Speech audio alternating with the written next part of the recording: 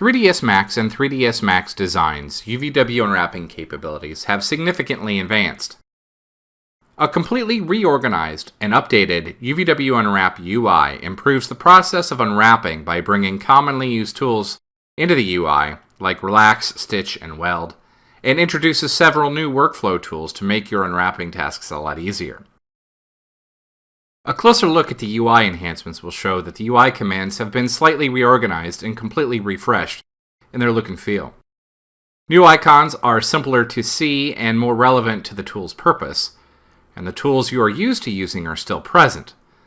And there are some new ones both on the command panel and in the UV editor. Let's go ahead and take a look at those. On the command panel, many of the tools have had icons created for them or have been combined into tool groups that make more sense. This is very evident with the selection tools and the mapping and alignment tools. These have been combined into a group called projection. Pelt mapping has been combined with a new set of tools called peel. We will take a look at peel shortly.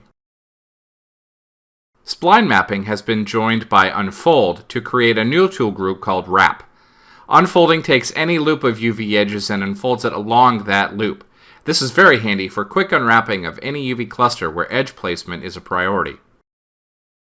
Within the UV editor, several tools reveal some major enhancements to unwrapping workflows. The quick transform tools have been grouped together and provide quick editing and alignment of UV vertices and the rotation of UV clusters. In reshape elements, Relax has been brought from the drop-down menu into the UI, and new straighten selection function has been added that takes curved clusters and squares them off. Stitching has been added to the UI, as well as explode commands. These are the mapping commands from the mapping drop-down. Peel exists on the UV editor as well. We'll come back to that in a second. A big addition are the arrange element commands. With these commands, it's very easy to repack the UV space and control orientation or rescaling. This is especially useful for scaling UV clusters to match relative sizes of each other. Lastly, you can now group UV clusters. Grouping is easy and gives you the ability to set a priority for whether the UVs are scaled or not when it's repacked. Okay, let's take a closer look at peel. So here is the object that we're going to use peel on, and I've already laid out a couple of seams which we can see here in wireframe mode. I have to finish up some of the seam cutting, and for that we're going to go ahead and use a new tool called point-to-point edge selection in UVW Unwrap. So I'm going to go ahead and go into my edge mode, and I'll turn on the point-to-point mode, and we'll just come in here and I'm just going to grab a couple of edges right around here, just wrap it right around, come back around to the bottom there.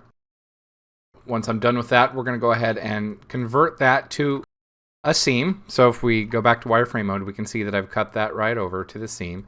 And we're going to go ahead and use this leg cluster to peel it apart. So I've just selected one UV, and we're going to go ahead and expand the selection. So I'll go ahead and turn on shaded mode here, and we'll open up the UV editor. And you can see there's our leg right there. So we'll go ahead and enter peel mode. And you can see that it peels immediately. I'm going to turn that button off, and I'm going to move this out so that we can get a closer look at the UV. Now, what I can do here is I can go into vertex mode, and I can grab any vertex, and you'll notice immediately that even though I'm moving one vertex, in peel mode, I'm not just moving that vertex, I'm actually moving the whole cluster.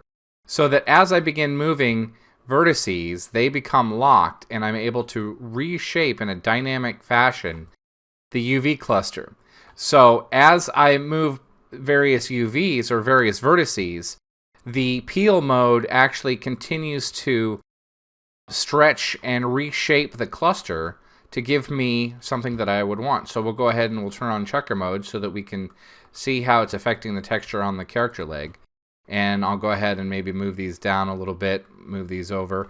If at any time I want to get rid of one of these locked vertices, all I have to do is select the vertex and unlock it, and then I can remove it or do something else with it if I just want to move another one. So you can see that we're able to get that going in there pretty easily.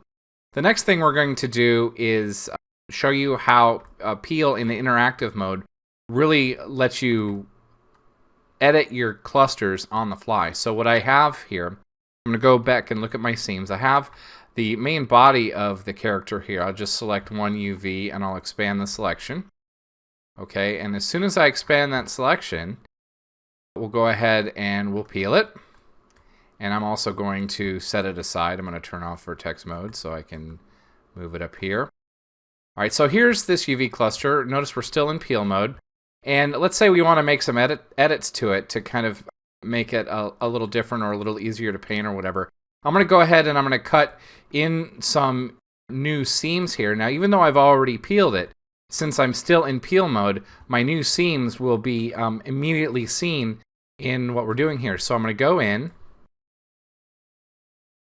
Zoomed in a little too close. Okay, so let's go ahead and I'm going to grab some new seams there, and I'm just going to pop those over. And I'm going to go over here and do the same thing. Take these over to here. And we'll go ahead and convert those to seams.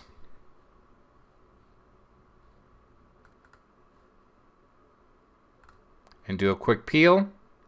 And you can see that my new seams have now been incorporated into the peel over here interactively in the Edit UVW window.